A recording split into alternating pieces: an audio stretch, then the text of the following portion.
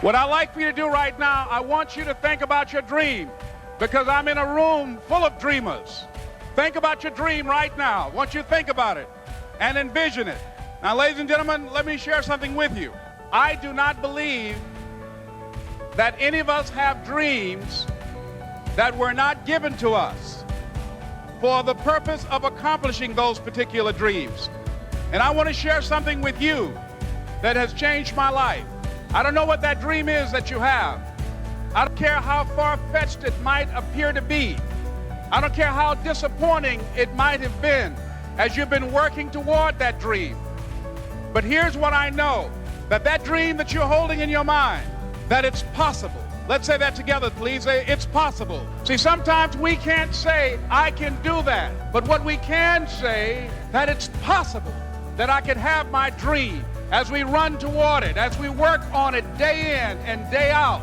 No one, ladies and gentlemen, could have convinced me when I started out just over 6 years ago working on my dream. And I want you to think about whatever your dream is, because I was willing to take a chance. And most people won't do that. Most of the people that you talk to try and bring them into the business, these are not risk takers. Most people have done all that they're ever going to do. They raise a family, they earn a living, and then they die. But people who are running toward their dreams, life has a special kind of meaning.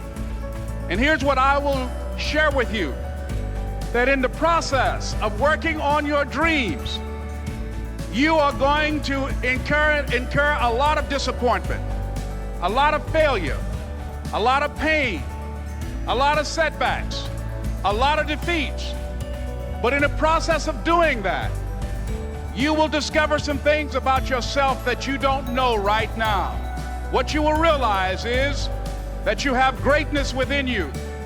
What you'll realize is that you're more powerful than you can ever begin to imagine.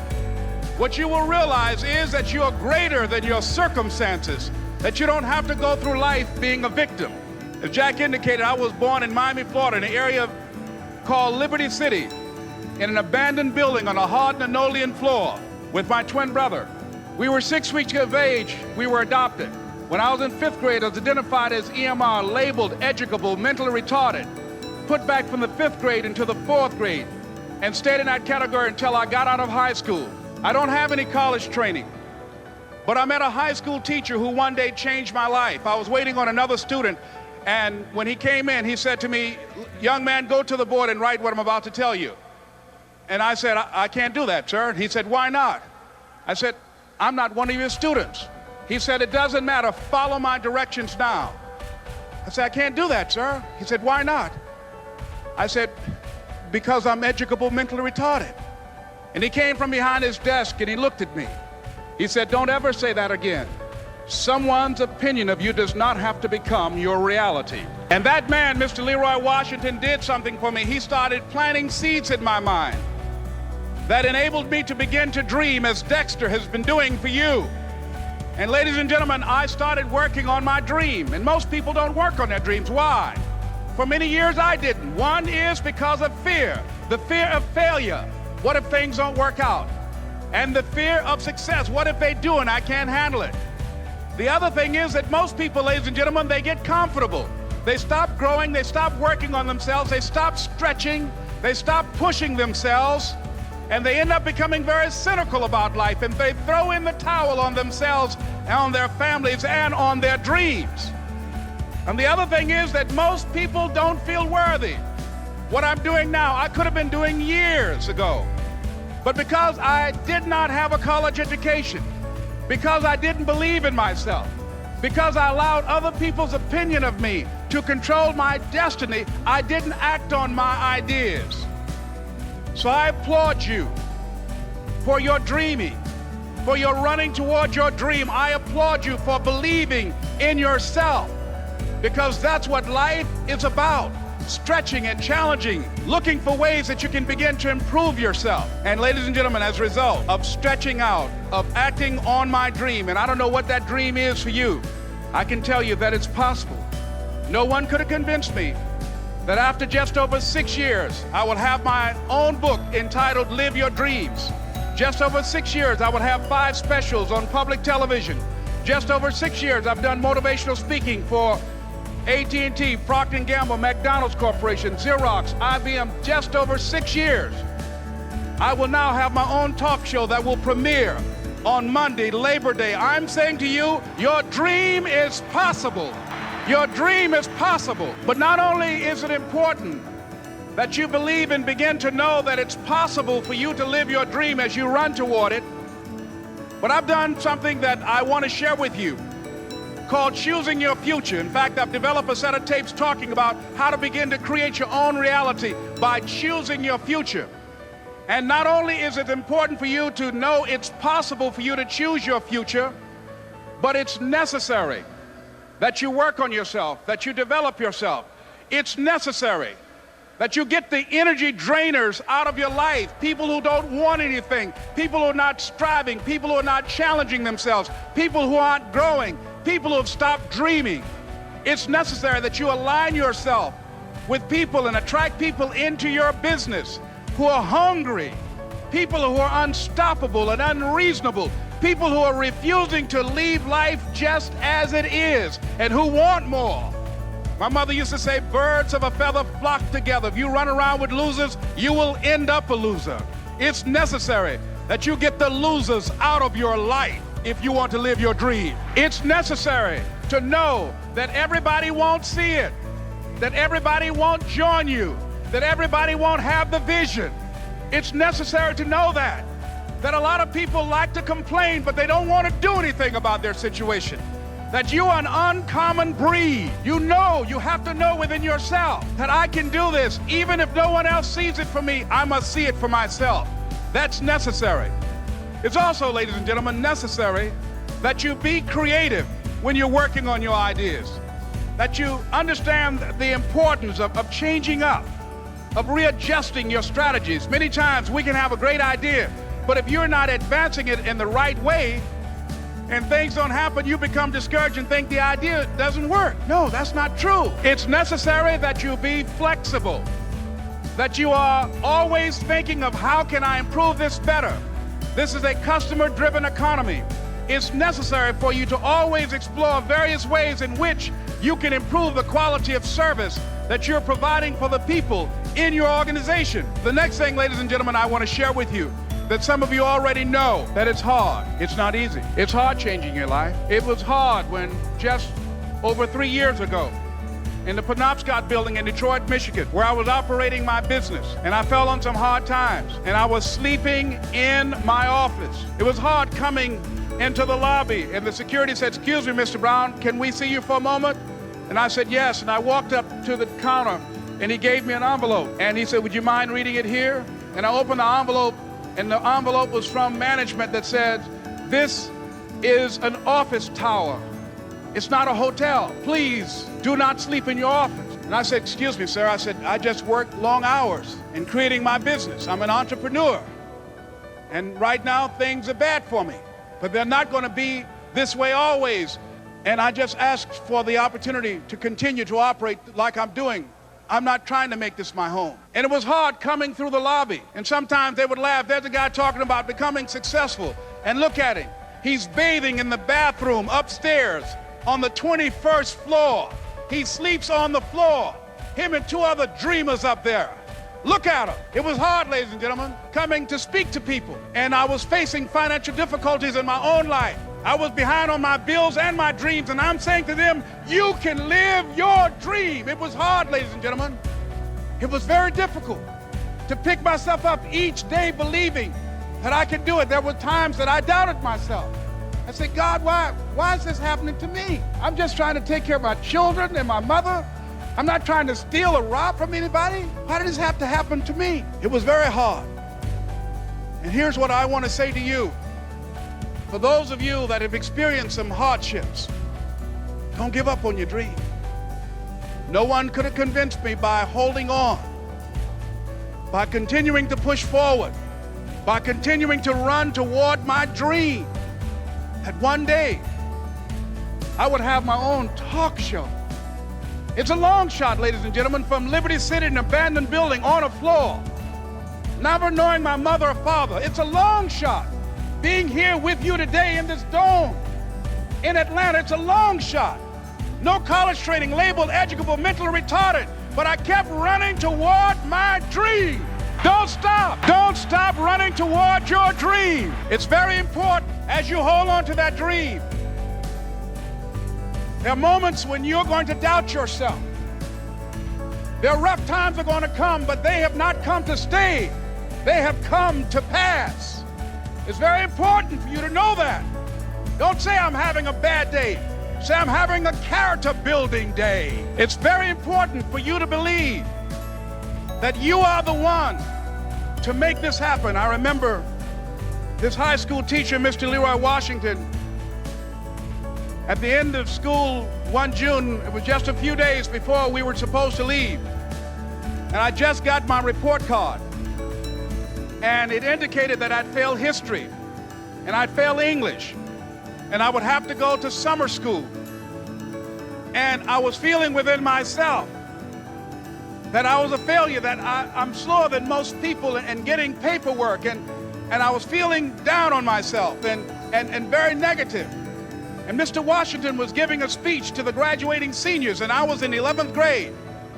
And even though I wasn't supposed to be in there, I went in there because the speech he was giving, that speech was for me.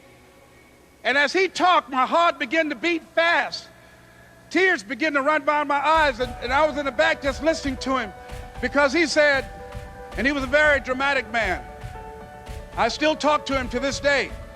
He said, as graduating seniors of Booker T. Washington High School, I want you to know that you're blessed and highly favored, and that as you go toward the future, begin to know that you have greatness within you.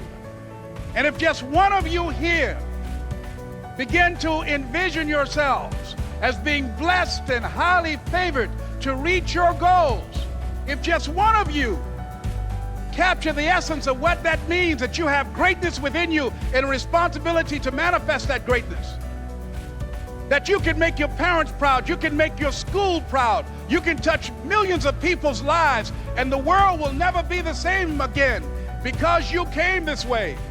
And the students gave him a rousing standing ovation. And as he left the auditorium, I ran down the steps and I caught him in the parking lot. I said, Mr. Washington? He said, yes. I said, do you remember me, sir? He said, no. I said, my name is Leslie Brown. My mother, she works in the cafeteria here. I'm one of the twins, Leslie and Wesley. I said, Mr. Washington, but you know, I got these big dreams. I like talking to people. I love people. I said, I want to work with people, and I got this dream of buying my mama a home. Could I do that, Mr. Washington? He said, it's possible, Mr. Brown. And as he walked away, I called him again. I said, Mr. Washington? He said, what do you want now? I said,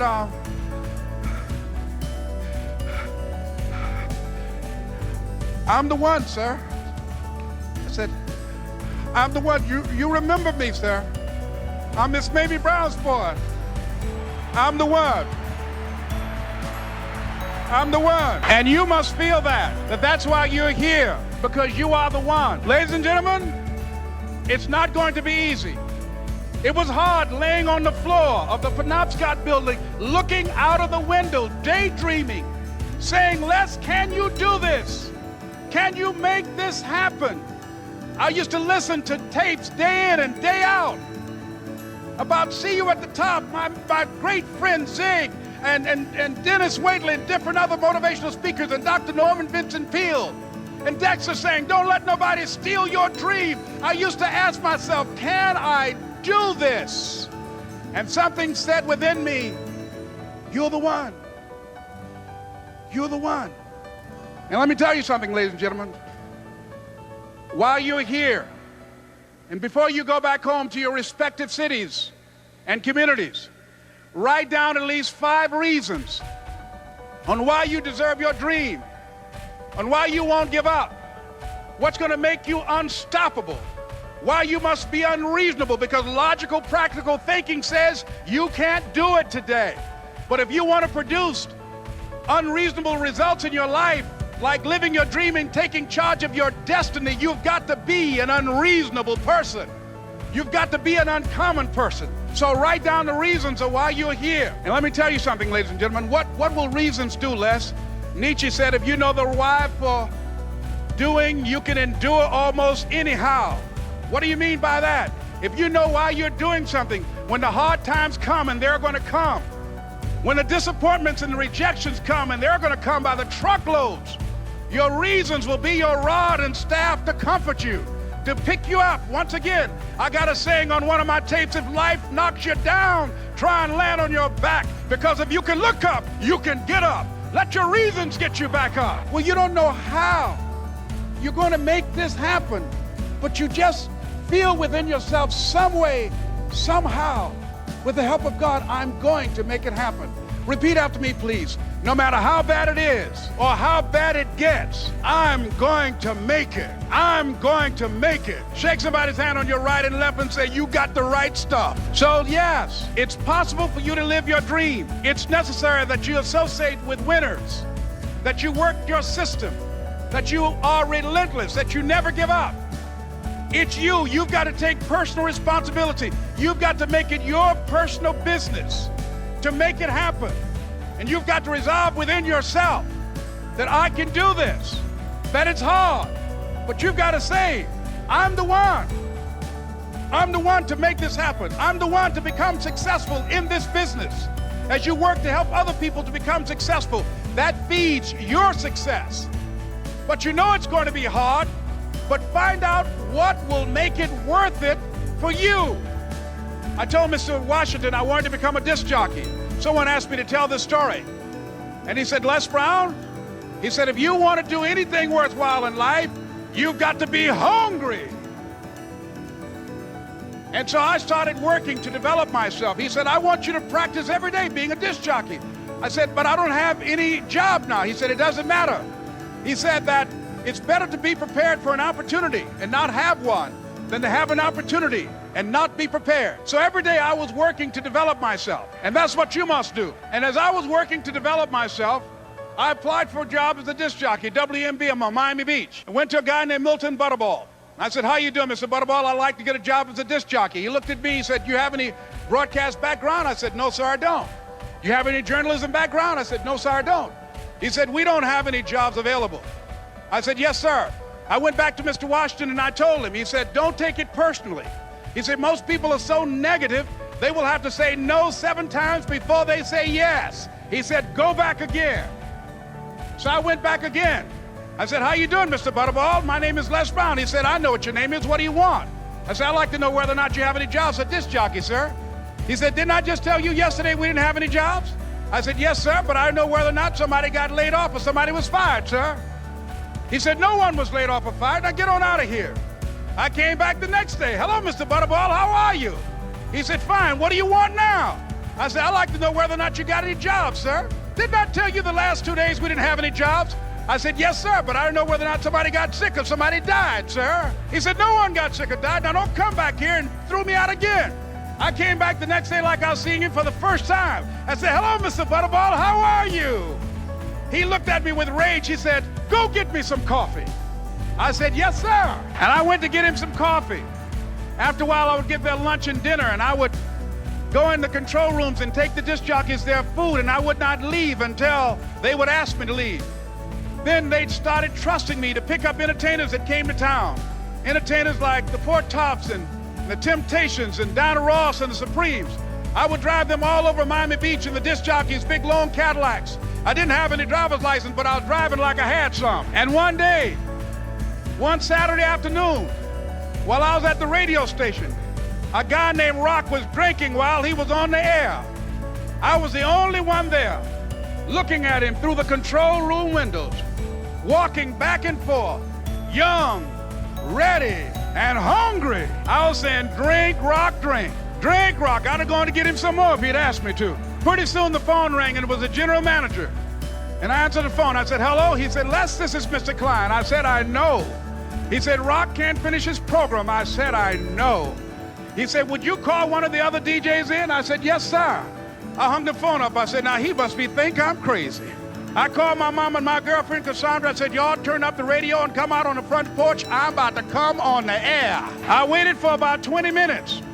And I called him back. I said, Mr. Klein, I can't find nobody. He said, young boy, do you know how to work the controls? I said, yes, sir. He said, go in there and don't say nothing here. I said, yes, sir. I couldn't wait to get behind those controls. I put on an old Stevie Wonder record called Fingertips. I sat down behind that turntable. I said, look out, this is me, LB Triple P, Les Brown, your platter playing papa. There were none before me and there will be none after me. Therefore, that makes me the one and only, young and single and love to mingle, certified, bona fide, indubitably qualified to bring you satisfaction, a whole lot of action. Look out, baby, I'm your love man. I was hungry. I was hungry.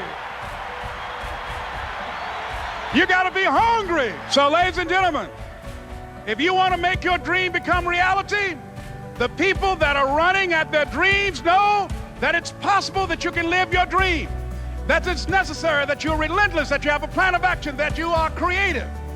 The people that are living their dream are finding winners to attach themselves to. The people that are living their dreams are the people that know that if it's going to happen, it's up to them. And they're resolving within themselves, it's not over until I win. The people that are running after their dream know they're going to have hard times. They keep on running because they're saying within themselves, I'm the one, no matter how bad it is or how bad it gets, I'm going to make it. The people that are running after their dreams are the people that are hungry. Shake somebody's hand on your right and left and say, you got to be hungry. And as you run towards your dream, I want to dedicate this to you that I love very much. It's something that I'm known by. It's on our tapes called Choosing Your Future, and it says simply this, that if you want a thing bad enough to go out and fight for it, to work day and night for it, to give up your time, your peace, and your sleep for it, if all that you dream and scheme is about it, and life seems useless and worthless without it, and if you gladly sweat for it and fret for it and plan for it, and lose all your terror of the opposition for it, and if you simply go after that thing that you want with all of your capacity, strength and sagacity, faith, hope and confidence, and stern pertinacity, if neither cold poverty, famish or gulf, sickness or pain or body and brain can keep you away from the thing that you want, if dogged and grim, you besiege and beset it, with the help of God you'll get it. This is Mrs. Mamie Brown's baby boy, Leslie Calvin Brown, saying it's been a plumb pleasing pleasure as well as a privilege. Thank you.